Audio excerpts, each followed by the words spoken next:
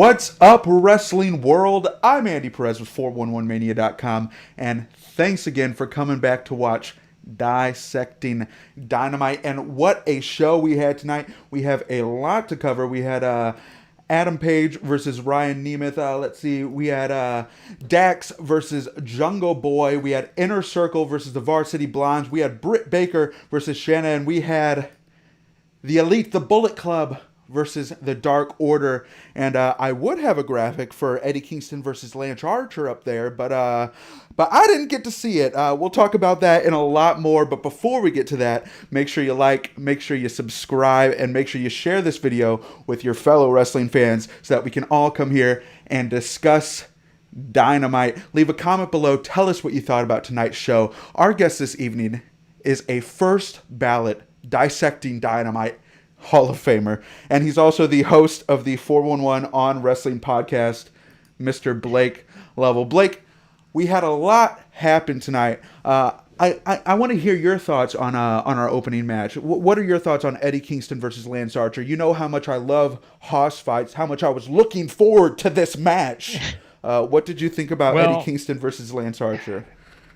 You know, Andy, you know how much I love the hoss fights too, but I made the joke on Twitter that for the older people in the crowd, I can remember back to the mid-90s when I'm trying to watch Bret Hart and Shawn Michaels and Steve Austin, and you've got the channels and you don't want to buy the pay-per-views, so you're trying to scramble and get through everything, and you hear the audio but you can't actually see what's going on. Then you see someone's leg, and then it's just like, that's how it felt watching the first 15 minutes of AEW Dynamite tonight, except, as I mentioned as well, you didn't have any audio, and it was just a case of not getting to see any of it. So I'm going to have to take everyone's word for it and assume that Eddie Kingston versus Lance Archer was 5 stars, and I think actually they're going to be airing that. I think Tony Khan said after the show, so we'll have to go back and watch that after Dissecting Dynamite. Certainly. The desperation that I felt was true. It was real. I think my feed kicked in a little bit before yours, because my feed started with Lance Archer just battering Eddie Kingston's skull into the mat. But he was actually interrupted by the Butcher and the Blade coming out with a prone Jake the Snake Roberts. They had beaten him to a pulp. Eddie Kingston gets slipped the iron knuckle by the Bunny, and he wins it with a spinning back fist. I wish I could have watched it. Like I said, I love hoss fights. You love hoss fights. I'll have to catch it on YouTube, it looks like. But then we had a post-match beatdown. This is becoming quite the blood feud. I'm okay with Eddie Kingston and his crew versus Pac and his crew and Lance Archer and Jake the Snake. But it also looks like Pac is teaming up with Jon Moxley to face off against against the Bullet Club, and it was all mixed up. And Jon Moxley looked just as confused as we did when he was trying to do the roundup in his little promo. I think you may have missed that. I think it kicked in on your feed with him talking about his sex life. So That's correct. So your Dynamite viewing experience kicked off with a bit of sexual advice from Jon Moxley. Nonetheless, what did you think of this promo? And if you're watching at home, we want to know: do you prefer sex at night or sex in the morning? Let us know. Well, that literally, I was trying to figure out what I was watching here. It really felt like I was in the mid-90s watching the scrambled channels whenever it came back on, because Jon Moxley immediately is talking about how he prefers sex in the morning. And so I was thinking, well, hold on a second. What did I miss in that first 15 minutes? AEW Dynamite, I guess after the WWE Peacock deal, it's like, boy, we're really trying to take it up to the next level. So it was like you said, though, it's AEW loves their factions, and we have fun with it. And I think just having all of these different people like intermixing with each other, I think that's one of the strengths, is just because you never know, right? You never know what kind of combination you're going to get with all these different factions, whether it's 4-man factions, 3-man, whatever. Teams, like, there's just so many different ways they do this, and I think that's what makes it entertaining, is just you see all these people interacting, and it's chaos, right? Like, that's how they always love to open the show, is just like pure chaos. And I feel like they do such a good job of that every week, of either having just a dynamic tag team match, or they just have chaos all over the place with these kind of matches, with like a Kingston versus Archer. So definitely a lot of fun. And as we always say, like, the thing about it is, like, there's so many different possibilities coming out of it that's what makes it exciting. So Exactly, and we saw the state of the gang warfare kind of addressed again later on in the promo with between Adam Page and who was trying to recruit him this week. It was Matt Hardy trying to recruit him this week. So yeah, I'm trying to figure out a running list of performers in AEW that are without a faction because it grows smaller and smaller by the week. We have Jon Moxley, we have Hangman Page, and that's where my mind stops. I mean, I guess you can add Ryan Nemeth to that list. He's coming in without a faction or anything like that. But yeah, they're few and far between. Do you have any that you can add to that list? I was gonna say, like, there are so many different guys, like, and of course Hangman is like he's the like the it person now. Like, really, he's the big free agent Exactly. for the factions. Like, he's the guy that everyone wants. And you and I were kind of talking about this before we came on, but it's like, this is gonna lead somewhere. Like, this is sort of that. I think you're gonna have so many different people. We've seen it with the Dark Order. Now you see Matt Hardy. Like, this is gonna lead to something. And I think eventually it's going to lead to Hangman, going back to the people that he knows, which is we know it's going to be the Bullet Club, Mhm. and maybe seeing what the options are once they get there. But you and I have talked about it for months, Andy. Like, I feel like that's still the match they're going to get to at some point down the line. That's the one everyone's waiting on is Kenny Omega versus Hangman, and they'll get there. It may be in the summer, but they're surely doing a good job with the slow burn. So. Most definitely, most definitely. It's still lingering in the back of your mind. So much going on with Hangman right now, so much going on with Kenny right now that you'd almost forget that these two are destined to collide at some point. Uh, but yeah, lots of storylines going on, lots of intermingling. And speaking of factions, Darby Allen once was a lone wolf. He would sit up in the rafters all alone. Not anymore though. He has a rafter buddy now, and they're breaking windows together. We have Sting admitting that Darby's a hoodlum. We have Darby making Sting admit that Sting's a hoodlum as well. They break windows together. What are your thoughts on Sting competing at Revolution? I don't think a lot of people would have called this situation with reports of what Sting's performance schedule looks like. And by performance schedule, I mean no performance at all. You would think that it would have to be a cinematic match of sorts, especially with this street fight stipulation that they put in there. What do you think moving into Sting and Darby Allen versus Team FTW? Yeah, I mean, I think it's smart, right? Like you said, it's you have the cinematic option, and I think to do it that way because I mean, if you just had a regular tag team match, Mhm. right? If you just put these four in the ring and you've got Sting over there, is there some, suspense to it? Sure, like because you want to see, when he gets in the ring and what happens, but I think you just use him in such a much better way now. I think by doing the cinematic style because you can as we know, like you can clean up anything, like you can make it look really good. And I think with AEW, their production values minus the first 15 minutes tonight, that they can do what they need to do, right? And they'll make it look good, and I'm sure it'll turn out great. So I think they did the smart thing here. If he was going to wrestle, which I mean, let's be honest, like you and I, we talked right after they brought him in, and like we knew it was going to happen at some Mhm. point. Like whether we didn't expect him to be a regular kid. Like no one thought he was going to come out and start challenging for the title or anything like that. But we knew he was going to be in the ring at some point, and in a match. And I think that's why they brought him in. They didn't just bring him in to just be there. He was going to have a match at some point, and it's the smartest way you can do it. And I think I'm very interested in seeing kind of what comes out of it from like a Ricky Starks, Brian Cage standpoint, because Definitely, definitely. this is a big opportunity, right, for them. So I'm very, very curious to see how this plays out. But I do think it's the smartest decision they could have made to have this kind of match. I completely agree. I completely agree. And looking at what Brian Cage and Ricky Starks gets out of it, we had Brian Cage send somebody like a dart headfirst into a headfirst into a merch truck today. We had Ricky Starks Rey Mysterio. straight up looked like basically gorilla press somebody right through a right through a merch table. So they're already getting to do some fun stuff, making sure that Sting and Darby Allen put some respect whenever they approach them on a first name basis from now on.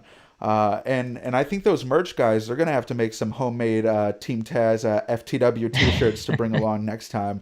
That's not a healthy work environment. I don't know.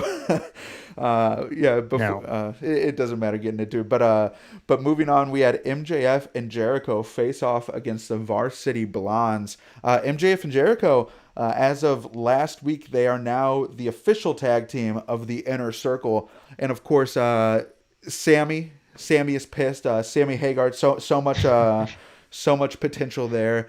Santana and Ortiz, surely a bit miffed with the situation. They were brought in to be the tag team of the Inner Circle.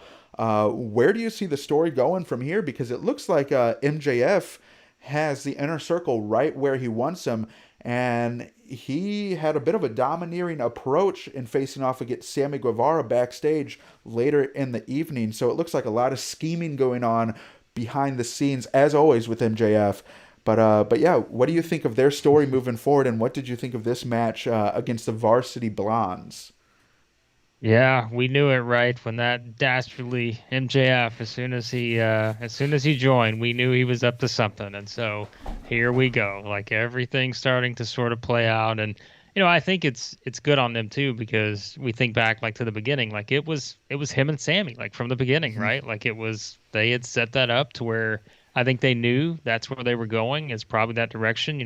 Could we see them battle at Revolution? Sure, we could. Like, I think there's lots of different ways they can go with that too. But I think they've really just kind of that they played it up to the point to where then we had like I think we had this discussion about okay, him joining, like you almost know that he's going to eventually turn or they're going to turn. Like there's lots of ways you could go, but I think they've done it in a way that it's like okay, well one week it's like all right, well, everything's okay, and then you don't know, but like we know it's going to happen, we just don't know how it's going to happen, and so I think that makes it very fun, like because we don't know how this is going to play out.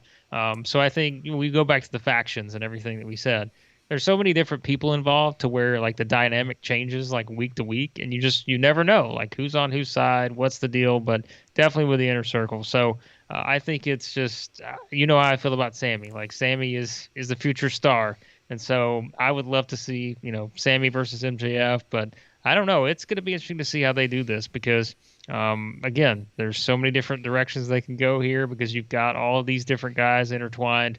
And I don't know. You never look at MJF and feel like you can trust him. So anything he says, just expect him to do the opposite. Yeah, and like you said, anytime we've seen Sammy get to break out in a bit of a face role, even if it's just like a hot tag in a tag match, great things happen. But Yeah. on the other side of things, we have the Varsity Blondes in this match taking advantage early. What are your thoughts on this tag team? Obviously, pretty inexperienced, and I'm kind of unsure on where they stand in such a deep tag division. I've heard some arguments of maybe this is one of the low points in AEW. They don't really have like a legitimate, I guess, like development system or things of that nature, unless you count AEW Dark as that. But a result of that is development style matches sometimes happen on AEW Dynamite, and in matches like this, when you have like such an experienced star like Chris Jericho in the ring with these two young guys, it's obvious that he's bringing him along for the ride, and it seems that they get better even as the match goes on, just being in the ring with someone like him. But what did you think of Varsity Blondes in this spot? What do you think of their performance so far? And do you see a spot in the tag division for them moving forward? Yeah, I mean, we just got so many tag All teams, right. right? And I think that's the thing is once they get this extra hour of TV or whatever it is they're going to do, I mean, an hour is not much, but I feel like that opens up more possibilities to, feature those types of teams like Pillman and Garrison more. And, and we know like on Dark, I mean, Dark's 15 plus matches every Right. week now. And like, we just know that there are going to be a lot of those matches. And, for the most part, Dark, I mean, aside from probably this week's episode, there were a lot of different like squash matches, but probably more so on this week than there's been in a while. But like the matches are getting more competitive. And so I think it helps like to have guys like that on there.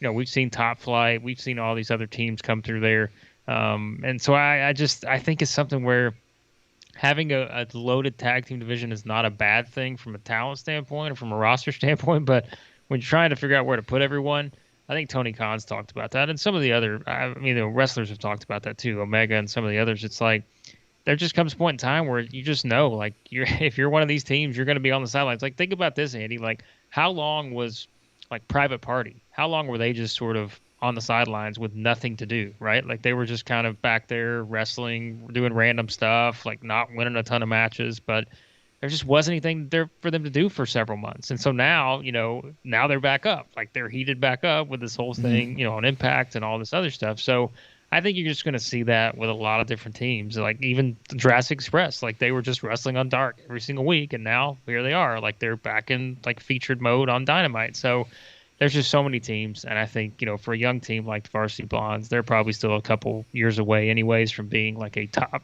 feature type team, but you're just getting them experience, and I think that's the best you can do at this point. Most definitely. Speaking of experience, a much different experience with the Lion Saw this week compared to last week.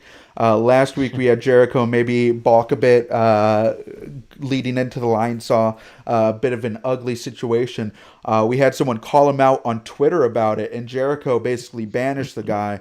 And this seemed like a bit of a real life reply to that situation, because we had Jericho, he hits the Judas effect and then a cherry on top with a picture perfect Lion Saw, gets the win, and he has it just as good at 50 as he did at 25. Maybe lost a few steps, gained a few pounds, but nonetheless, I certainly cannot judge. But next we had Shaq. Shaq called out Cody earlier in the evening.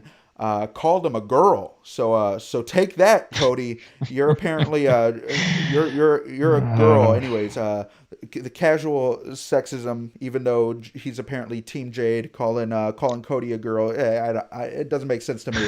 I don't know. But still, in a reply to it, Cody, he kind of passed the baton to Arn. Arn gave a heartfelt and long-winded promo before introducing Miss Red Velvet, and she had some goddamn fighting words, didn't she? She said bitch ass, which means she's serious, according to JR.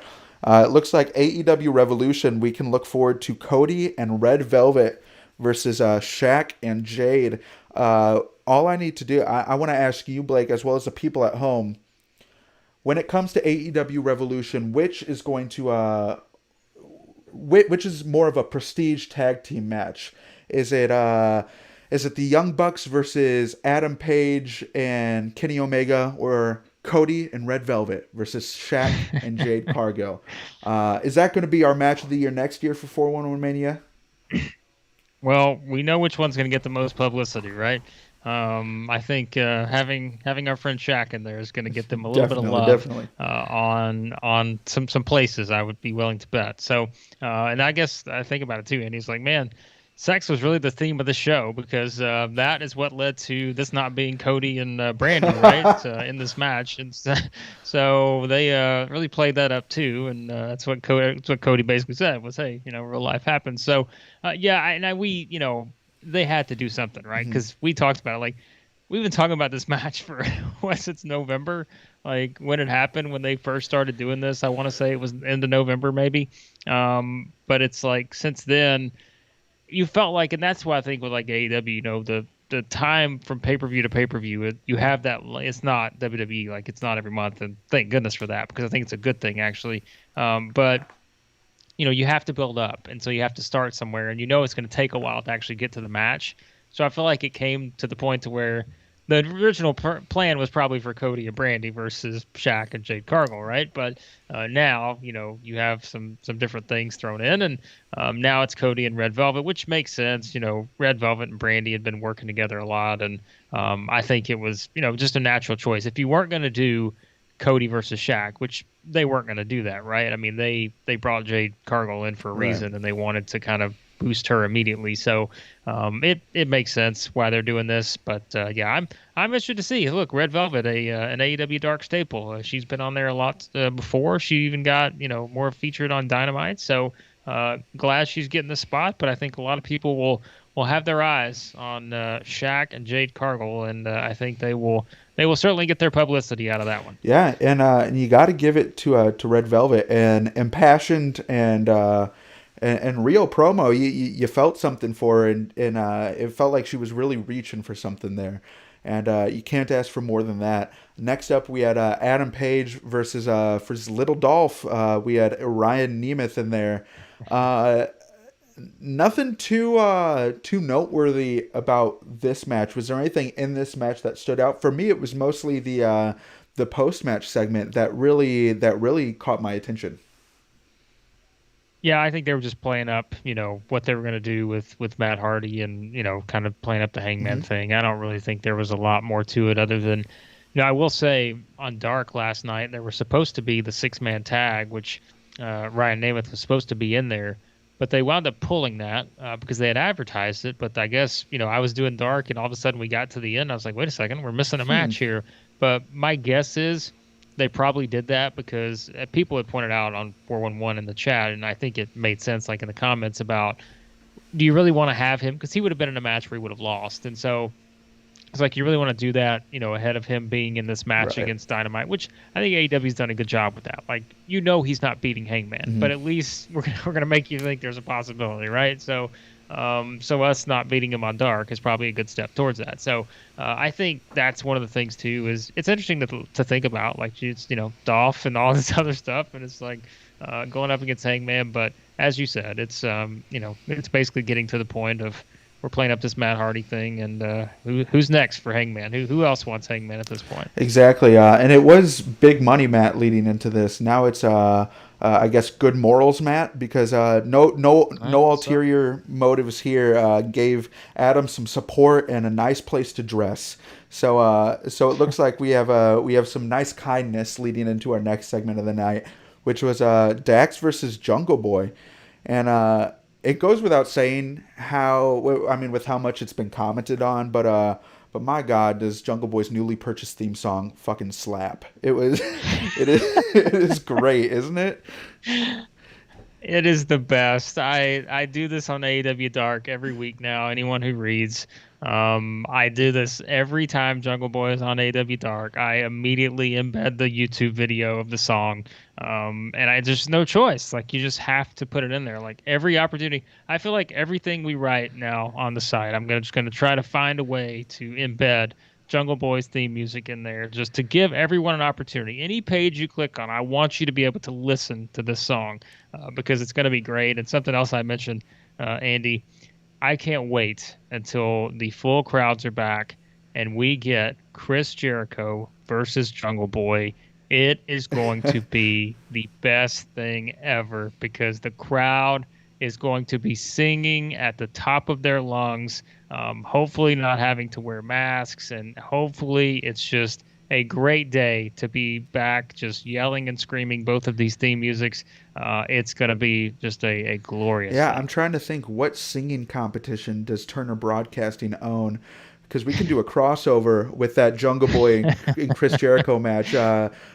Jungle Boy and Chris Jericho crossover with American Idol. I'd say there's money to be made there. But nonetheless, we had a hard-hitting match with a very clear story. Had some cool spots. Had an awesome slingshot, sit-out power bomb, some good-looking lariats, some crazy near falls.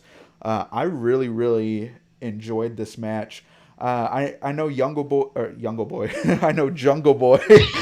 I know Jungle Boy gets some crap sometimes because maybe he doesn't sell as often or as frequently as he should, or one thing or another. But he's really grown on me as of late, and I really enjoyed what I saw here. We had Jungle Boy win with his snare trap, and then we had a post-match attack where Luchasaurus was straight up mutilated.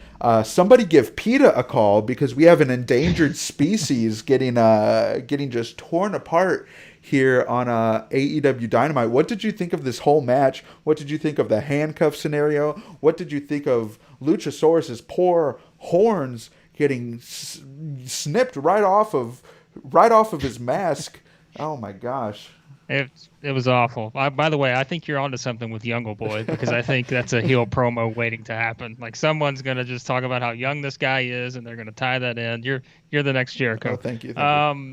I was going to ask you too, Andy. When's the last time you've been handcuffed to a dinosaur? Because that had to be a first, I think, for Tully or for Cash Wheeler. I feel like it had to be a first I for mean, them. my girlfriend and I were trying out some new things. A couple, not worth getting Well, into. that continues the theme of the show here tonight. So that we're really, I don't know, they're gonna have to up our rating here on YouTube, which I don't think they even have to do that. So, no, it was a it was a good match. I mean, I thought, and I think the report like earlier in the day, Meltzer had said something on Twitter like the thought was like AEW couldn't wait for people to actually see this match, and I think it's the reason why is you know what they see in Jungle Mhm. Boy. Like we've seen him in these spots before, and like it is so obvious that like this guy has everything. Like he's so smooth, he's so crisp in the ring. It's just he is just so good, and I think people have to realize like this guy is so young to where he's doing things at his age. Like we talk about it with MJF too, but it's like he shouldn't be able to do some of the things he does from a wrestling standpoint, like at his age. And so Jungle Boy is just great, but I think it also showcased like how good like someone like Dax Hardwood is like in a singles comp format too. Like it's not just tag team. Like there's a reason that those two guys are good tag team Mhm. wrestlers because they're actually good wrestlers. So I always enjoy seeing like the tag team guys like go split off in singles like against each other because I think it kind of showcases some different things, and I think you really saw that in this match. Most definitely, most definitely. Yeah, wonderful. For me, I'd argue to say it was probably my match of the night. Leading into another pretty solid match, we had Britt Baker versus Shanna, and yeah, a pretty solid match. Once again, I'm probably more interested in the post-match segment, the build up to Britt Baker Britt Baker versus Thunder Rosa next week at the Beach Yeah. Break. What do you think of the situation? Britt Baker obviously getting a lot of screen time over the past handful of months, and rightfully so. It looks like they're really starting to shift the women's division, maybe more around her, at least the NWA portion of it, because Britt Baker versus Thunder Rosa is sure to be quite a match next week.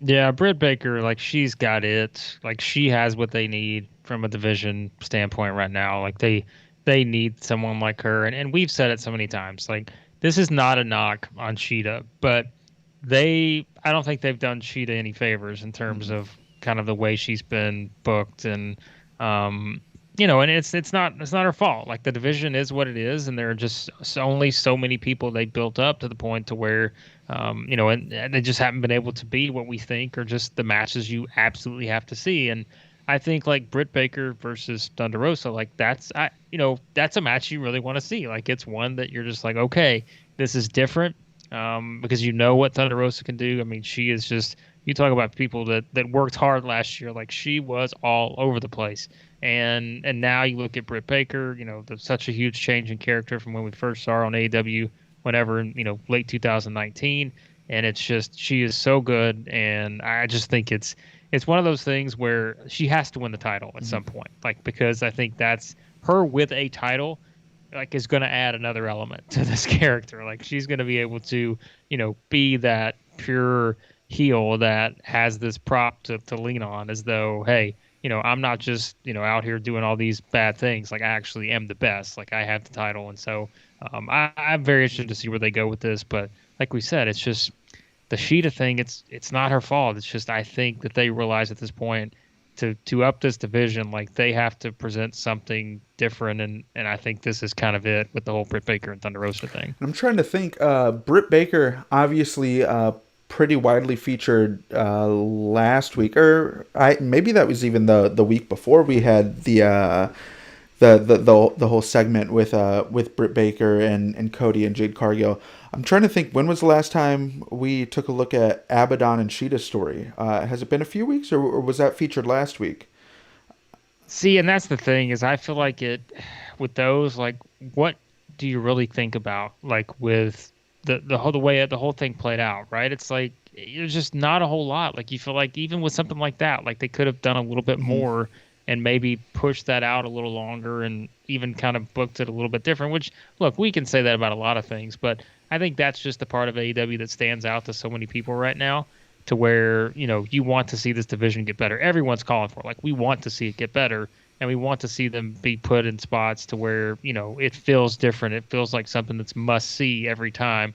And I just don't, they just haven't done that a lot for the most part. Exactly, and with continued talks of Rio potentially getting Yeah. re-injected into the whole situation, it remains to be seen where the AEW women's division goes. But where we're going, we had a promo with the Good Brothers and the Young Bucks that was kind of crashed by Mr. Don Callis and Kenny Omega.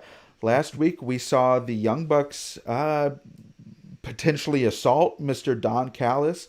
We saw how he was kind of twisting the situation and presenting it to Mr. Kenny Omega, and it continues that Don Callis is kind of warping the world in his hands like he wants to see it, and that's the world that he's presenting to our champion, Mr. Kenny Omega. Uh, how much longer until this iteration of the American Bullet Club falls apart once more? Because Kenny Omega, he's being turned in the wrong direction by this diabolical, diabolical Don Callis.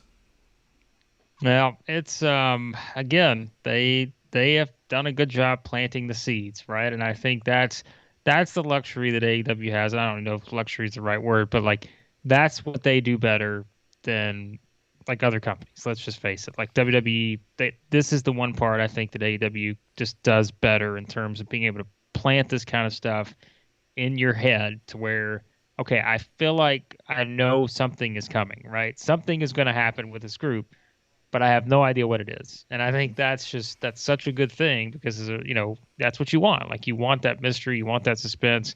And I think that's what they do really well with all these different factions that kind of interchange and have all these people, go in and out. So I don't know how this is going to play out. Like I'm very curious to see. As we said, I think the long term game is to tie Hangman into this whole deal at some point. But again, I feel like that's further down the line. Like I feel like that's a summer probably type of thing where maybe we eventually see that play out. But for now, it's just we saw like I don't know, like there's just so many different ways they can go with this. So I'm very curious to see what happens. And now it looks like we may be heading towards a interfaction battle. Of course, we had the Good Brothers and the Young Bucks pick up the win in the main event. And then in the post-match promo, we have the Young Bucks potentially hinting at what we might see at Revolution. Young Bucks saying, if we win the tag team gauntlet battle royal number one contender, whatever it's called next week at Beach Break, they get to choose who they face at Revolution. And in doing so, they kind of turned and gave somewhat of a nod and a wink to the Good Brothers there. We have the potential of a world tag team title versus world tag team title match at Revolution. Obviously, like you said, some seeds have been planted. We had Don Callis do the switcheroo, have the Good Brothers take the Young Bucks' place in a match with Kenny Omega a couple weeks back. And then, of course, we have the deceit going on between Don Callis and the Young Bucks. And the Good Brothers are going to go on whichever side gets them that green. And I don't think that I don't think that's the Young Bucks side in this particular situation. So we have a lot to look forward to. Speaking of what else we have going on next week, we have Penelope and Kip's wedding. We have Thunder Rosa versus Britt Baker. We have our tag team battle royal, like I said, and then we have Moxley, Phoenix, and Pac versus Omega and the Good Brothers. I know we usually go every other week here on Dissecting Dynamite, but because next week is so very special, we'll be back once more, and Mr. Blake Lovell will be joining me next week once again. But before we say goodbye, Blake, what do you have to plug? What do we have to look forward to in this wonderful growing 411 Mania network? Well, I guess, Andy, we are really wanting to plug the fact that we will be back next week to discuss this excitement. I'm very excited for this beach break. We may have to wear our best beach attire next week, Or our figure it best out, wedding but, attire. Who knows? Well, that's true. That's a good point too. May need to get dressed up a bit because apparently it's going to be a pretty big wedding. So, yes, very excited about that. And as you mentioned, we got a lot of great stuff over at 411 Mania. We always appreciate everyone that reads our stuff, listens to this, watches this, just everything. It's just so much fun. It's such a fun time to be a wrestling fan right now. And I think that's just that makes it great because we have so much to talk about, and that is always a good thing. Exactly. And also, you can catch it at 411 Mania. It'll be coming out this weekend along with the Royal Rumble. We have a very special feature at the 411 Mania YouTube channel that is the history of the surprise Royal Rumble entrant. Lots of cool people involved. We have Blake giving his thoughts on some of the best surprise entrants. We have Mr. Steve Cook. We have Mr. Tony Acero, and then we have Mr. Chris Van Vliet coming from his YouTube channel, and we know and we love him here at 411 Mania. And thank you so much for joining us again this week. It has been Dissecting Dynamite. We'll see you next week at the wedding at Beach Break. Goodbye, everyone.